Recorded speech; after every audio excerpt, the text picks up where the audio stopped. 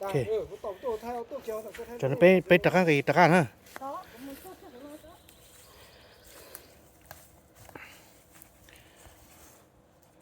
cho có chú trong cái có chữ luôn tập quan đặc cả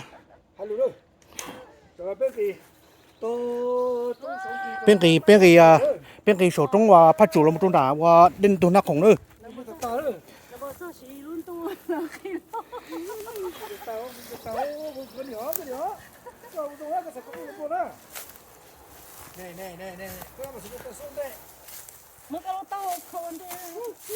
wow ô ô ô ô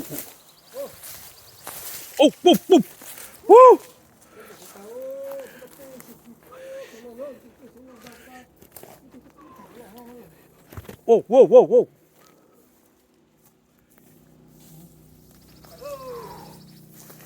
chưa chừng ăn chơi sao một số tu thế rồi thế rồi số tu và một nó số họ nó một số tôi chân chân thế rồi nó wow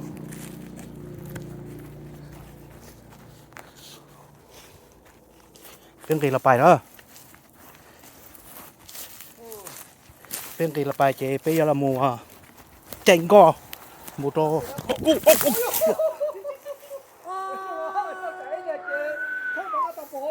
wow wow wow wow wow bao nhiêu nồi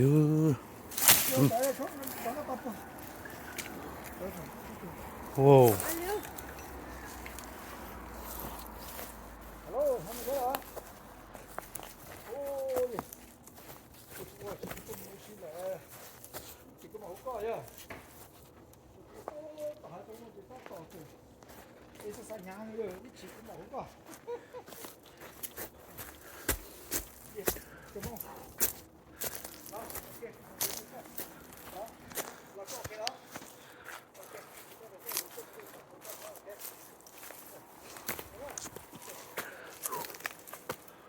thế khổ lệch lo yếu lộ của khốn đây còn đủ chỉ yếu lộ của khốn đây yếu lộ bao nhiêu đây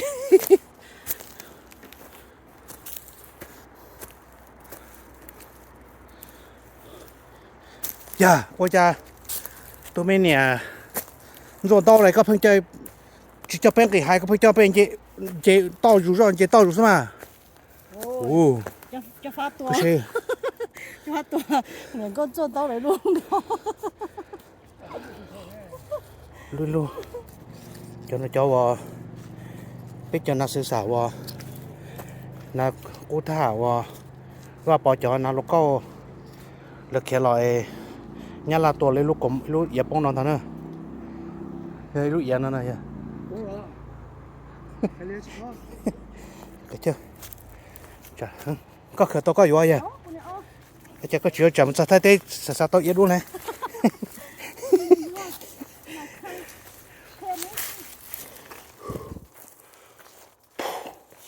ô bị tuần sai trong đó là chỉ cho cái này đó nên mà chỉ tôi nhận xem cho chỉ tôi lúc đi luôn nó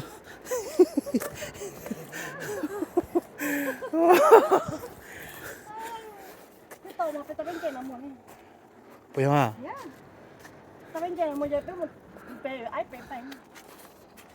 tôi nói chị phong cháu à mong chân thành của giải bé à cha bé cho là cha tận tung đó số tận tu giờ muốn giờ xua muốn ông vua thiết chỉ lăng lờ lư thiết tờ dây trong phun bia trong to xía chỉ mua chân gò lo lia trò to chua khó chơi kia lo sơ to sẵn sái xua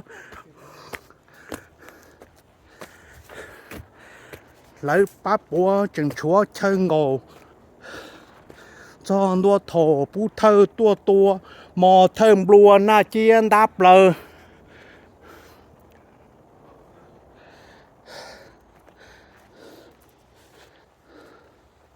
lỡ lọt trơ lọt mông chỉ lu chỉ bắt tru thiết chỉ bám bò ba mong nó yom mong na kia lại lu xia dân chỉ ba lu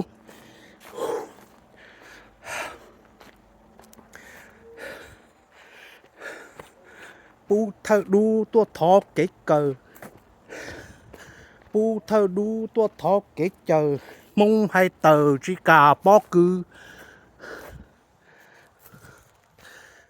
lỡ kể từ thiết tàu mù nhia mong tua kia bao nè bu thơ lỡ lu thơ theo qua kể chỉ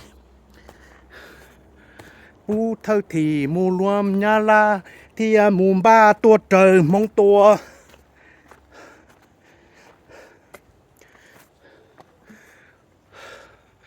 tua đi xua thông bờ phun bia rò na chia thì tơ rò nó trời cũng do ý chua xa gì kia chỉ đi lo do rò nó wow mua ý cho tí kia cho cá lò tô xa phú la phá phai trong đoàn đại luồng trô mong ông cho chỉ nhung cổ hà na chia nhà la lia thiết tuôn đọc chầu mong khiến cổ đọc lời phun bia nó lời yên rùa bó trồn đông nó thở xong mong tua dùa ta mà sẵn ca tròn thía kế kia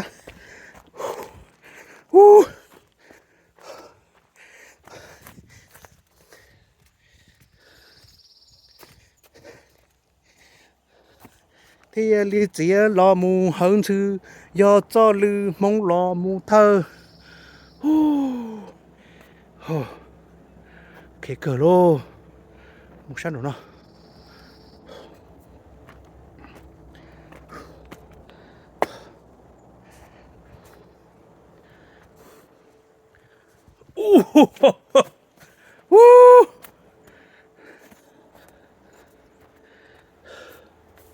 mua vào mua là để yên nó cho nó nè để yên nó cái rồng xe vào thầu vào mông kia là mùa nhà là tỏ cái tua thì lỡ bông nó chạy khờ mua cho chết tụi nó lên từ bò lên từ họ khờ cho wow chỉ nhỏ cưng ngon nữa rồi nó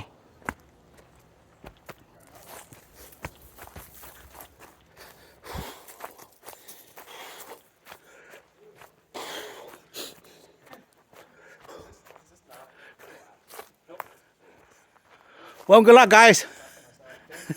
Yeah, yeah.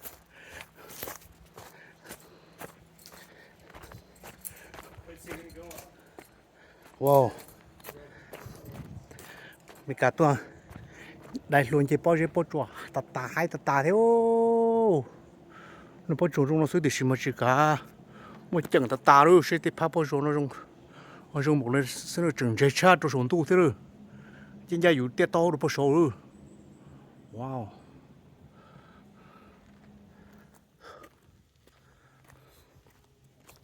Chỉ nhau cơ. Ồ. Tao óp cái gì nữa.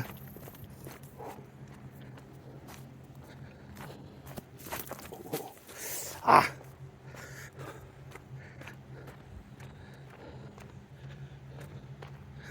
Cho đặt tiền luôn.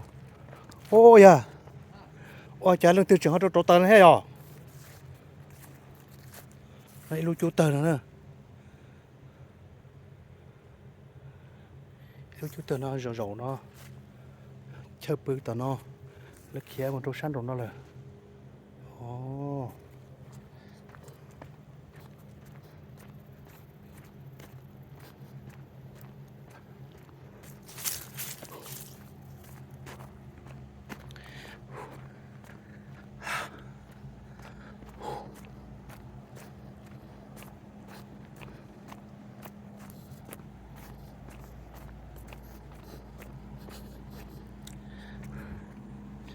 chỉ nên giờ chẳng khó nữa thuộc từng trên to trời top là to trong bao giờ chùa anh chia hồ nhìn đi tàu tung thọ đồ hậu rồi họ có sợ là sợ chân na là sự chẳng đi tàu chẳng hai tàu lu mà cú thiệt khổ đó họ giờ hai tia thế nên giờ một lý do là giờ tia thổ qua anh chưa đợi xin đi tàu ấy chẳng xin đông lâu tung thọ tiền cô để dùng xin đi tàu bao giờ đợi họ sẽ tung thọ luôn tại họ từ bỏ luôn chỉ sư giờ số mà nó một tôi chỉ bỏ họ bao rồi chẳng hai tàu luôn chẳng đi tàu mà tiếc thế này giờ hai giờ tàu tương đi chỉ tàu ấy sao tôi chạy chỉ tàu mua là chứ khờ khờ bao giờ chúa sẽ chứ tàu đó thế là bao hạt tiền lần tư giờ chỉ năng giờ rồi thổ tiêu khó cho nó wow tốt sao tới cho nó của tôi vậy bao giờ rồi nó giờ rồi mua chẳng chấp rồi nữa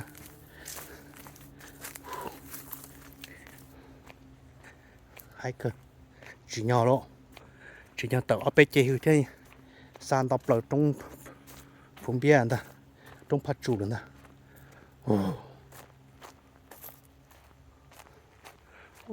to ta lớn nè yo sắc cái đủ lú tôi nó cho tôi dây bao cả lúa tôi dây đây bao chuẩn dây là chỉ cả cho tôi chống tà theo họ bé cho kia sa phun bia lại bé làm gì sa đồ trong pha chủ nó là bé trong tà thế nào bé chỉ ở bé pan nữa hai lên nó tới rồi na nhà để bao rồi hai cơ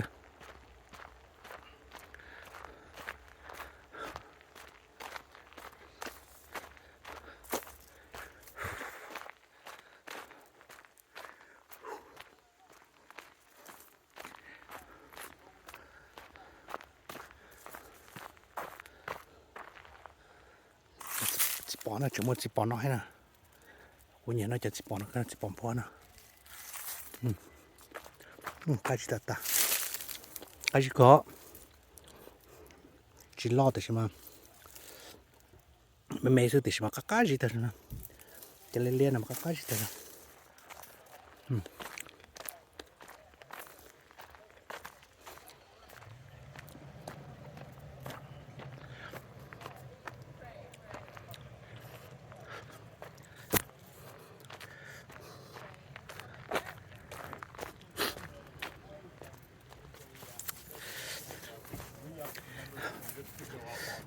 Oh, and that's what happened at one time? Or do you mean Hi guys. Did you make it to the top? Yeah, I did. You did? Yeah, it was so scary. Right, it just shit clip right on my toe. Yeah. Woo! Like most of That's the why we hikes have isn't bad. ropes. Yeah, The last like 5 feet or so, right? yeah. That's scary. That's very scary. Yeah, you have to have some kind of guts to stand in there. So, all right, enjoy. Yeah, beautiful days, guys. Yeah.